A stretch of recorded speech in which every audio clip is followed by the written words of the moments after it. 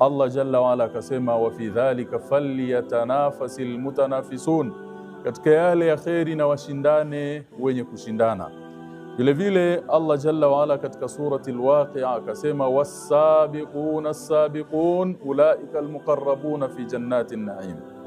wale ambao ni wenye kushindana, wenye kuwa safu za mbele kabisa katika mambo ya kheri, hao ndio ambao wako karibu na radhi za Allah, wako karibu na rehma za Allah subhanahu wa ta'ala,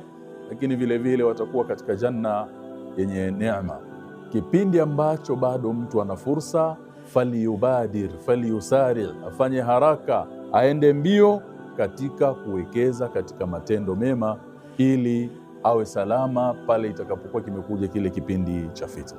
Natamani kila mmoja katika sisi achukue fursa hii ya mwezi mtukufu wa Ramadhan kama ni fursa ya kushindana katika kheri, lakini kama tulivyosema huko nyuma katika vipindi mbalimbali kwamba mwezi wa Ramadhani ni kama semina ya siku 30 au 29